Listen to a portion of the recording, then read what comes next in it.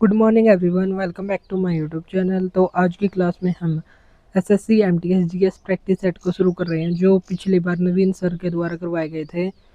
तो उन्हीं का रिवीजन हम अब के बार जो एमटीएस का एग्ज़ाम होगा, जो सीएचएसएल का एग्ज़ाम होगा, तो उनके लिए क्लास काफ़ी इंपॉर्टेंट होगी, क्योंकि क्वेश्चन हमेशा सेम ही आते हैं। और जो करंट अफेयर्स के क्वेश्चन होंगे, थोड़ा बहुत डाटा जो करंट अफेयर्स का होगा उसको हम अपडेट करते हुए चलेंगे, लेकिन जो स्टैटिक जीके है वो काफ़ी इंपॉर्टेंट होती है। तो इसलिए हम उन्हीं प्रैक्टिस सेट को दोबारा से शुरू कर रहे हैं। अगर आपका रिस्पॉन्स अच्छा रहा तो हम इस सीरीज़ को कंटिन्यू करेंगे। तो इसमें है टोटल 15 प्रैक्टिस सेट। तो आज हम पहले प्रैक्टिस सेट को करेंगे। अगर रिस्पॉन्स अच्छा रहा तो हम इसको आगे भी कंटिन्यू करेंगे। तो आज का फर्स्ट क्वेश्चन है हमारा, राधा और रानी की रासलीला पर आधारित डांस ये कौन सा है? तो ये है मणिपुरी डांस, क्लासिकल डांस। इनकी संख्या होती है 8 जो संस्कृति मंत्रालय के अनुसार। और ये 8 कौन कौन से होते हैं? तो सबसे पहले कथकली और मोहिनीअट्टम, ये केरल का है। भरतनाट्यम तमिलनाडु का। कुचिपुड़ी आंध्र प्रदेश का। ओडिसी उड़ीसा का। कथक उत्तर प्रदेश या नॉर्थ इंडिया का। मणिपुरी और सत्रिया, मणिपुरी मणिपुर का और सत्रिया असम का। और ये जो इंडिया की डायरेक्शन है उसके हिसाब से भी बांटा गया है इनको। जो भरतनाट्यम है ये 2000 वर्ष पुराना है। जो कथकली, मोहिनीअट्टम, भरतनाट्यम और कुचिपुड़ी, ये साउथ इंडिया में इनको काउंट किया जाता है। जो ओडिसी है उसको साउथ ईस्ट में, और जो नॉर्थ इंडिया का है तो इसे नॉर्थ इंडिया में। मणिपुरी और सत्रिया को नॉर्थ ईस्ट इंडिया के क्लासिकल डांस में शामिल किया जाता है। और सबसे नवीनतम ये है 500 साल पुराना सत्रिया डांस। यहाँ बात आई थी मणिपुरी क्लासिकल डांस की। तो मणिपुरी में 3 शैलियाँ होती है, लाई हरोबा, संकीर्तन और रास लीला। और मेल साइड होती है जो उसको कहते हैं चोलोम। नाट्य शास्त्र भरत मुनि के द्वारा लिखा गया था। और 9वां क्लासिकल डांस छऊ को माना जाता है। इसे सेमी क्लासिकल डांस भी कहते हैं। और इसकी तीन महत्वपूर्ण शैलियाँ हैं। मयूरभंज शैली उड़ीसा में, पुरुलिया छऊ ये वेस्ट बंगाल में, और सरायकेला छऊ ये झारखंड में होती है। सेकंड क्वेश्चन है लावणी नृत्य, ये महाराष्ट्र से संबंधित है। तमाशा, धनगरी गाजा, पोवाड़ा, लेजिम, नकटा, गोरीचा, ललिता, डिंडी, ये सभी महाराष्ट्र के फोक डांस हैं। मध्य प्रदेश का फोक डांस ये है जवारा और मटकी। हिमाचल प्रदेश का नोटी, थोड़ा और धमाल ये हरियाणा का है। उत्तर प्रदेश का नौटंकी, रासलीला। नेक्स्ट थर्ड क्वेश्चन, घटम से संबंधित कौन है? तो यह है TH विनायक राम। उस्ताद बुंदू खान ये सारंगी वादक हैं। पंडित रविशंकर सितार से संबंधित, 1999 में इनको भारत रत्न दिया गया। बिस्मिल्लाह खान शहनाई से संबंधित है और इनको भारत रत्न 2001 में, और 2001 में ही लता मंगेशकर को दिया गया, जो भिंडी बाजार घराने से संबंधित हैं। बिस्मिल्लाह खान चारों शीर्ष सम्मान प्राप्त करने वाले ये संगीतज्ञ हैं। भारत रत्न पहली बार संगीत के क्षेत्र में 1998 में MS सुब्बुलक्ष्मी को दिया गया था, जो कर्नाटक संगीत से संबंधित थे। घाटम से संबंधित और अन्य कलाकार हैं EM Subramaniam, Giridhar Odia, TN Radhakrishnan, V Selva Ganesan, उमियालपुरम के, और एक है नारायण स्वामी, उमियालपुरम के नारायण स्वामी। फोर्थ क्वेश्चन है ओडिशा में जो पूरी रथ यात्रा होती है वो किस उत्सव से संबंधित देवता है? तो उस उत्सव से संबंधित देवता कौन कौन है? भगवान जगन्नाथ, भगवान बलभद्र और उनकी बहन सुभद्रा। और इनके लिए जो रथ होता है उसे कहते हैं नंदी घोष। जगन्नाथ के लिए बलभद्र के लिए ताल ध्वज, और सुभद्रा के लिए द्रपद लना, ये वहाँ के रथ होते हैं। और पुरी से गुड़ीचा टेम्पल तक की ये यात्रा होती है। और ओडिशा रथ इसको कहते हैं। इसे यहाँ पर पूजा अनुष्ठान होते हैं, और छर पहनरा रिचुअल्स यहाँ पर होते हैं। भारत का पहला मानव अंतरिक्ष उड़ान कार्यक्रम ये क्या है? तो ये है गगनयान। और ये 4 हों, अब की बारी यहाँ पर 4 भारतीय गए हैं। तो 4 कौन कौन हैं? प्रशांत नायर, अजीत कृष्णन, अंगद प्रताप और शुभांशु शुक्ला। चंद्रयान फर्स्ट ये गया था 22 अक्टूबर 2008 को। चंद्रयान सेकंड 22 जुलाई 2019 को। और चंद्रयान थर्ड ये 14 जुलाई 2023 को ये गया था। और 23 अगस्त 2023 को चंद्रमा के साउथ पोल पर पहुंच गया था। इसलिए 23 अगस्त को राष्ट्रीय अंतरिक्ष दिवस भी मनाते हैं। प्रो कबड्डी लीग की स्थापना ये कब हुई थी? 2014 में। और इंटरनेशनल कबड्डी का हेडक्वार्टर ये कहाँ पर है? तो ये जयपुर राजस्थान में, और इसकी विजेता बनी थी जयपुर पिंक पैंथर्स और यू मुम्बा 2014 में, लेकिन सर्वाधिक बार ये पटना पायरेट्स जीत चुका है 3 बार। और 2023 के विजेता पुनेरी पल्टन ने हरियाणा को हराया, और 2024 में हरियाणा स्टीलर्स जीता और पटना पायरेट्स हारा। और कबड्डी, नेटबॉल और वाटर पोलो, इसमें 7 प्लेयर होते हैं। फील्ड हॉकी में कितने खिलाड़ियों को प्रतिस्थापित करने की अनुमति होती है? तो कोई भी खिलाड़ी, कोई भी सीमा नहीं होती। और हॉकी मैच ये 60 मिनट का होता है, जिसमें 4 क्वार्टर होते हैं, 15-15 मिनट के 4। जो पहला और दूसरा क्वार्टर होता है इसमें 2 मिनट का गैप होता है, और जो दूसरा और तीसरा होता है इसमें इंटरवल होता है 15 मिनट का, और तीसरे और चौथे में 2 मिनट का ये इंटरवल यहाँ पर होता है। और जो हॉकी स्टिक होती है उसकी लंबाई ये 43 इंच होती है, पहले होती थी 37 इंच, और ये 737 ग्राम की होती है। फील्ड ये 91 मीटर लंबी होती है, और 50 से 55 मीटर चौड़ाई होती है। हॉकी गोल पोस्ट की लंबाई ये 2.14 मीटर, और चौड़ाई इसकी होती है 3.66 मीटर। एनिमल फार्म उपन्यास के राइटर ये हैं George Orwell. Burmese Days book ये भी इन्होंने ही लिखी है। थॉमस हार्डी की बुक है The Return of the Native. Charles Dickens की बुक है Oliver Twist Hard Times A Tale of Two Cities. William Shakespeare इनकी बुक है Romeo Juliet, King Lear, Macbeth, Hamlet और जूलियस सीजर। लियो टॉल्स्टॉय की book ये है अन्ना कैरेनियर और war and piece. अब आ गए हिस्ट्री के क्वेश्चन। मोहनजोदड़ो स्थल किस नदी के तट पर स्थित है? तो ये सिंधु नदी के तट पर स्थित है। यहाँ से विशाल स्नानागार, विशाल अन्नागार मिले हैं। 1922 में आर डी बनर्जी और अखालदास बनर्जी के द्वारा इसकी खोज की गई। हड़प्पा, अब हम देख लेते हैं कुछ महत्वपूर्ण स्थल नदियों के किनारे। हड़प्पा रावी नदी के किनारे स्थित था। लोथल भगवा नदी के किनारे। चौहदड़ो सिंधु नदी के किनारे। कालीबंगा राजस्थान में घग्गर नदी के किनारे। अमरी पाकिस्तान में सिंधु नदी के किनारे था। हड़प्पा सभ्यता का सबसे उत्तरी बिंदु था मांडा, जो चेनाब नदी पर जम्मू कश्मीर में था, और सबसे दक्षिणी बिंदु दैमाबाद महाराष्ट्र में प्रवरा की सहायक नदी गोदावरी के किनारे स्थित था। तो गोदावरी की सहायक है प्रवरा, प्रवरा आई है गोदावरी, यही हमारा राइट आंसर होगा। सबसे पश्चिमी बिंदु था सूद कांगेडोर बलूचिस्तान में दास नदी के किनारे। सबसे पूर्वी बिंदु था आलमगीरपुर, जो हिंडन नदी के किनारे उत्तर प्रदेश में स्थित था। आर्य ग्रंथों की भाषा क्या होती थी? तो ये होती थी संस्कृत। और वैदिक सभ्यता इसके 2 भाग थे, पूर्व वैदिक काल और उत्तर वैदिक काल। पूर्व वैदिक काल का समय था 1500 से 1000 ईसा पूर्व, और उत्तर वैदिक काल का समय था 1000 से 600 ईसा पूर्व। कुल वेदांगों की संख्या कितनी है? तो वेदांगों की कुल संख्या 6। शिक्षा, कल्प, ज्योतिष, व्याकरण, निरुक्त और छंद। और वेदों की संख्या है 4, जो ऋग्वेद, यजुर्वेद, सामवेद और अथर्ववेद। उपनिषदों की संख्या 108, जिसमें मुख्य हैं 13। पुराणों की संख्या है 18, सबसे पुराना है मत्स्य पुराण। लक्ष्यों की संख्या है 4, और सूक्तों की संख्या है 5। सूक्त कौन कौन से होते हैं? विष्णु, पुरुष, श्री, भू और नीला। और लक्ष्य क्या होते हैं? काम, अर्थ, धर्म और मोक्ष। सबसे पुराना वेद ये होता है ऋग्वेद, और सबसे नवीनतम वेद ये है अथर्ववेद, जिसे जादू टोनों का वेद भी कहते हैं, और जड़ी बूटियों का वेद भी इसी को कहते हैं। संगीत से संबंधित वेद कौन सा है? तो ये सामवेद। ऋग्वेद मंत्रों से संबंधित है। यजुर्वेद अनुष्ठान या रिचुअल्स से संबंधित, और अथर्ववेद जादुई मंत्र, वशीकरण और मैस्मेरिज्म इनसे संबंधित है। अब आ गए पॉलिटी के क्वेश्चन। भारतीय संविधान में किस शब्द का उल्लेख नहीं है? तो भारतीय संविधान में धर्मनिरपेक्ष का है, समाजवादी का है, गणतंत्र का है। संघवाद शब्द का कोई उल्लेख यहाँ पर नहीं मिलता।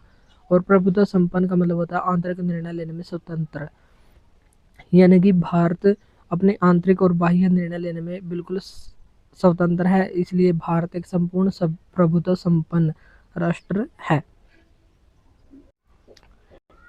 14th क्वेश्चन है, भारतीय संविधान की मूल प्रस्तावना का हिस्सा क्या नहीं है? तो लोकतांत्रिक है, गणराज्य, संप्रभु है, समाजवाद और अखंडता, धर्मनिरपेक्षता, ये 3 शब्द 42वें संविधान संशोधन 1976 में जोड़े गए थे। और प्रेम्बल हम भारत के लोग से शुरू होती है, और इसमें 3 प्रकार का न्याय है, सामाजिक, आर्थिक और राजनीतिक न्याय। और 5 प्रकार की स्वतंत्रता, विचार, अभिव्यक्ति, विश्वास, धर्म और उपासना की स्वतंत्रता। समता 2 प्रकार के, प्रतिष्ठा और अवसर की समता।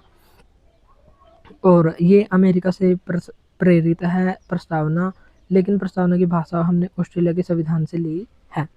किस व्यक्ति ने प्रस्तावना को राजनीतिक कुंडली कहा था? तो ये कहा था के एम मुंशी ने।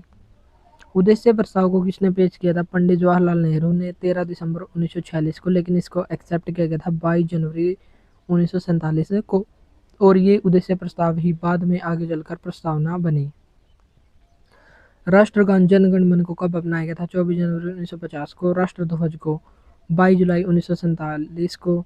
राष्ट्रगीत वंदे मातरम को 24 जनवरी 1950 को अपनाया गया। कॉमनवेल्थ का सदस्य भारत कब बना? 1949 में। राष्ट्रगान पहली बार गाया गया था 1911 के जो कलकत्ता अधिवेशन था, जिसके अध्यक्षता की थी बिशन नारायण धर ने।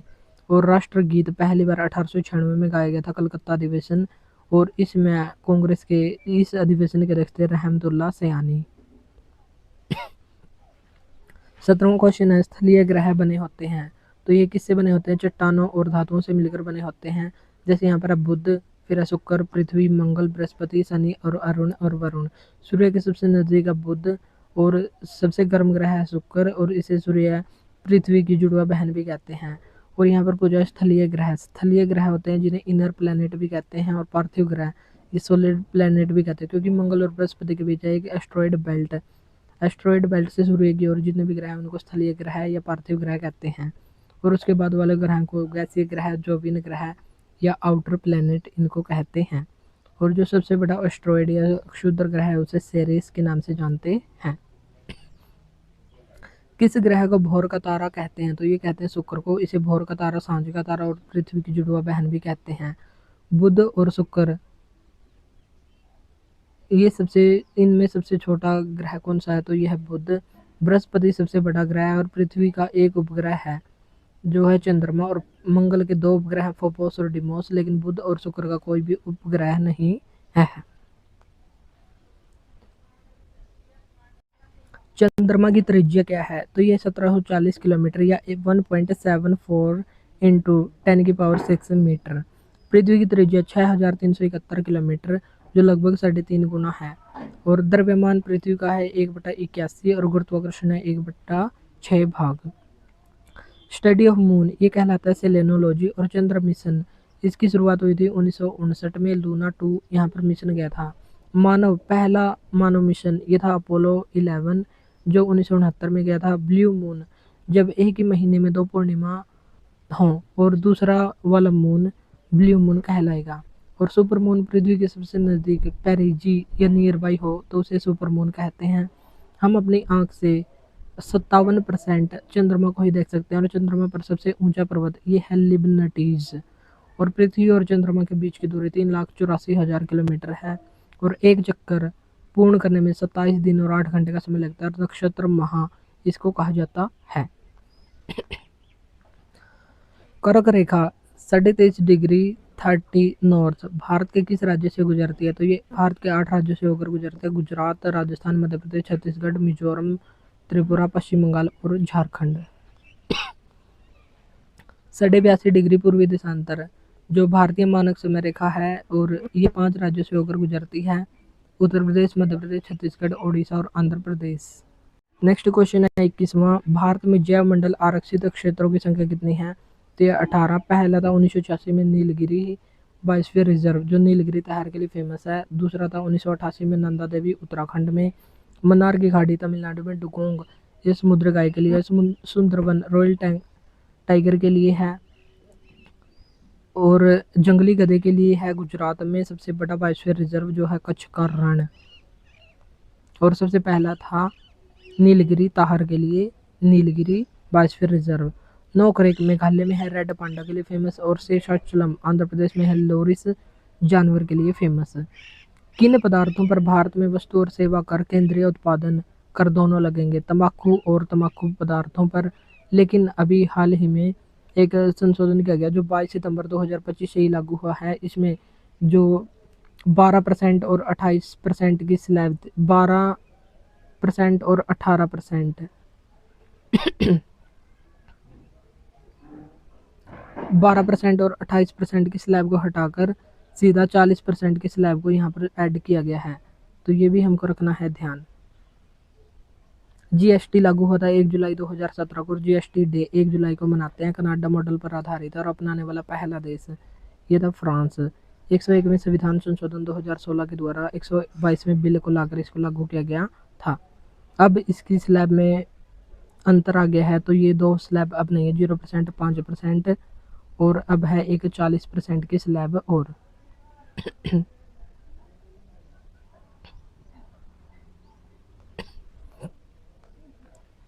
प्रत्यक्ष कर का एक उदाहरण क्या है? आयकर, निगम कर और न्यूनतम वैकल्पिक कर।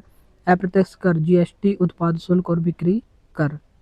भारतीय अर्थव्यवस्था में बैंक दर कौन निर्धारित करता है? तो ये आरबीआई निर्धारित करता है, जिसकी स्थापना 1934 के अधिनियम के तहत 1 अप्रैल 1935 को हुई थी। हेडक्वार्टर कोलकाता में स्थित है। पहले गवर्नर बने थे ओसबोर्न स्मिथ। 1937 में इसका हेडक्वार्टर मुंबई में स्थानांतरित कर दिया गया, पहले इसका कोलकाता में था। पहले भारतीय गवर्नर सी.डी. देशमुख थे 1943 से 1949 तक। अब हम देखेंगे मात्रक और इनकी इकाई क्या क्या है। बल का मात्रक क्या है? न्यूटन। दाब का मात्रक है पास्कल। किया गया काम का मात्रक है जूल। आयतन का है मीटर क्यूब और क्षेत्र का मात्रक होता है मीटर स्क्वायर। द्रव्यमान का मात्रक है किलोग्राम। ज्योति तीव्रता का कैंडेला। आवर्ती का हर्ट्ज और चुंबकीय फ्लक्स का टेस्ला। प्रतिरोध का ओम। लंबाई का मीटर। तापमान का केल्विन और प्रेरकत्व का हेनरी या जिसे इंडक्टेंस कहते हैं। प्रकाश की तरंगदैर्घ्य मापने की इकाई क्या है? तो प्रकाश का रंग 7 रंगों से होता है। प्रकाश में 7 रंग होते हैं, जिसे विबग्योर से हम याद कर सकते हैं। और रेड की तरंगदैर्घ्य सबसे ज़्यादा लेकिन आवृत्ति कम, और जो ये वायलेट होता है बैंगनी, तरंगदैर्घ्य कम और आवृत्ति सबसे ज़्यादा होती है। सोडियम का परमाणु द्रव्यमान ये कितना होता है? तो ये होता है 23 और इसको हम ऐसे निकाल सकते हैं कि N16 यहाँ पर A होता है और Z। ए का मतलब क्या होता है? ए का मतलब होता है एटॉमिक नंबर को Z से और ए परमाणु भार होता है। और न्यूट्रॉन की संख्या परमाणु भार में से अगर हम एटॉमिक नंबर को घटाएंगे तो न्यूट्रॉन की संख्या हमारे पास यहाँ पर आ जाएगी। अम्ल और अक्षार के बीच होने वाली अभिक्रिया ये होती है उदासीनीकरण अभिक्रिया। जैसे HCl NaOH, तो NaCl और H2O लवण और जल यहाँ पर बन जाएगा। pH स्केल का निर्माण ये सोरेनसन ने किया था और इसमें 0 से 14 तक के अंक लिखे होते हैं। 7 होता है उदासीन और 7 से आगे बढ़ते हुए अक्षार होता है और 7 से जितना कम होगा उतना ही अम्लीय प्रवृत्ति बढ़ती जाएगी। तो अम्ल और अक्षार के बीच होती है उदासीनीकरण अभिक्रिया। कौन सा विटामिन हमारी हड्डियों और दांतों के लिए कैल्शियम का उपयोग करने में शरीर की सहायता करता है? तो ये करता है विटामिन डी। और बॉडी में स्टोर कौन सा नहीं होता? विटामिन बी और सी, ये क्योंकि ये जल में घुलनशील होते हैं। विटामिन ए का वैज्ञानिक नाम है रेटिनॉल, इसकी कमी से होता है रतौंधी रोग। विटामिन B1 इसका नाम है थियामिन और इसकी कमी से होता है बेरबेरी रोग। विटामिन सी एस्कॉर्बिक अम्ल, इसकी कमी से होता है सकरवी रोग। विटामिन डी कैल्सीफेरोल इसका वैज्ञानिक नाम है, हार्मोन भी इसी को कहते हैं और इसकी कमी से बच्चों में हड्डियां कमजोर और रिकेटस रोग हो जाता है। विटामिन ई टोकोफेरोल, इसकी कमी से महिला में बांझपन और पुरुषों में नपुंसकता आ जाती है। विटामिन के फ्लोक्विनोन और इसकी कमी से शरीर में रक्त का थक्का नहीं जमता। ये है हमारा आज का लास्ट क्वेश्चन। घरेलू कुत्ते का वैज्ञानिक नाम क्या है? तो यह है कैनिस ल्यूपस फेमिलस। गाय का है बोस इंडिकस और द्विनाम पद्धति के जनक ये कार्लस लिनियस को माना जाता है। कार्लस लिनियस हमारे यहाँ पर राइट आंसर है या नहीं ये कंफर्म करेंगे आप कमेंट बॉक्स में। भैंस का वैज्ञानिक नाम है बुबलिस बुबानिस। बिल्ली का है फेलिस डोमेस्टिका। मक्खी का है मस्का डोमेस्टिका। बकरी का है कैप्टा हिटमस और मेंढक का है राना टिग्रिना। मनुष्य का है होमो सैपियंस। और आज का होमवर्क क्वेश्चन है भारत के राष्ट्रीय पक्षी का वैज्ञानिक नाम क्या है और इसको कब राष्ट्रीय पक्षी घोषित किया गया था? तो ये थी आज की क्लास और इस क्लास के नोट्स के लिए हमने एक व्हाट्सएप नंबर दिया गया है, तो आप वहाँ पर कांटेक्ट करके इस क्लास की PDF को भी ले सकते हैं, जो मात्र 15 मिनट में 15 रुपये में 15 सेट यहाँ पर आपको अवेलेबल कराए जाएंगे। तो आज के लिए इतना ही, मिलते हैं नेक्स्ट वीडियो में। Thank you.